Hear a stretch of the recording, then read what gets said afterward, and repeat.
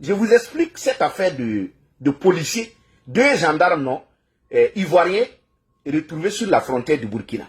Pour vous montrer jusqu'à quel point.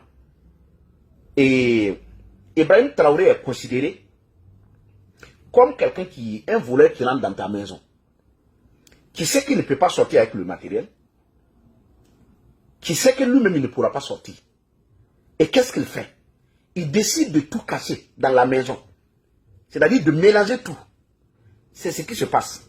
Les 2 gendarmes que vous avez retrouvés à la frontière de la Côte d'Ivoire, on les a conduits ici, à Ouagadougou. Des gens qui ont poursuivi des orpailleurs qui rentrent de l'autre côté.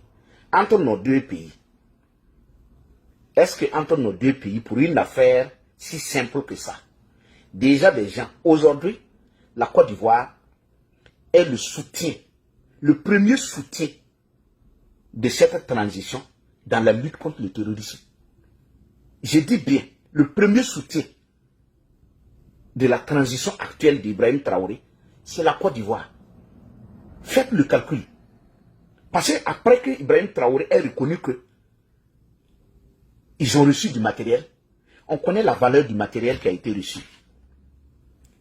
Car regardez cette valeur qui a été reçue et allez voir, il y a combien de déplacés internes, il y a combien de déplacés burkinabés en Côte d'Ivoire qui ont été pris en charge. Losés, il y a le nécessaire pour eux. Allez évaluer ça et venir évaluer ici. Moi, je ne parle pas des petites histoires que les gens mettent à côté. Ça n'engage que vous. Nous, on parle, moi, quand je sors, c'est la réalité. Vous pouvez ne pas m'aimer, vous pouvez m'insulter, mais ce que je vous dis là, c'est des choses qu'on peut aller vérifier. Notre premier partenaire dont vous avez crié sur les toits, qui est la Russie, elle a promis du blé au Burkina. C'est depuis quand qu'elle a promis le blé au Burkinabé? Est-ce que le blé est venu? Vous avez entendu parler, est-ce que le blé est venu? Le blé n'est pas venu.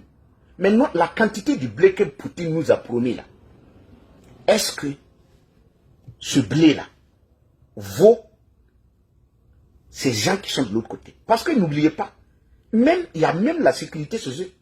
Si vous pensez que 2 gendarmes qui entrent sur le sol burkinabé, 2 pays dont même les limites ne sont même pas trop connues, si vous pensez que 2 militaires entrés au Burkina peuvent déstabiliser IB, 2 gendarmes, mais les milliers de personnes qui ont traversé la frontière, moi je ne parle pas des Burkinabés même qui vivent en Côte d'Ivoire, je parle de ceux qui ont traversé. Ils sont combien de personnes qui ont traversé? Est-ce que vous savez que peut-être parmi eux, il y a même des gens même qui faisaient même partie même de la sécurité, qui sont rentrés là-bas, qui se sont fait prendre en charge, même s'ils n'ont pas dit leurs identités. Ils sont combien? Ça veut dire que la Côte d'Ivoire met les moyens pour sécuriser ces gens d'abord. Parce que quand les gens viennent comme ça, il faut d'abord mettre les moyens pour pouvoir les contrôler, pour pouvoir les sécuriser, pour qu'eux-mêmes ils ne deviennent pas un problème pour vous. Ça veut dire qu'on met les moyens là-bas. Même si il y a quelque chose à régler, il ne faut pas tirer dans ça pour faire plaisir à Guillaume Soro et à ses amis.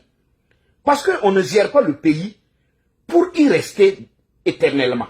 Quelle qu'en soit la durée que vous allez faire à la tête du pays, ça c'est 15 jours vous allez quitter. Et ce que vous posez comme acte, ça va suivre les Burkinabés. C'est ça qui me touche.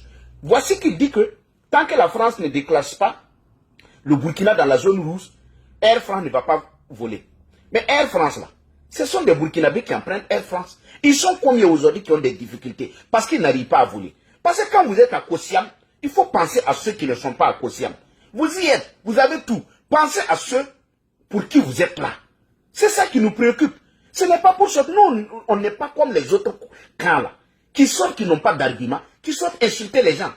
Donc, des gens qui hébergent des gens sur vous, c'est votre premier partenaire dans la lutte contre le terrorisme, c'est la Côte d'Ivoire. Que vous le voulez ou pas, je vous dis ça. C'est que Ouattara a fait là. Quelqu'un d'autre ne l'a pas encore fait.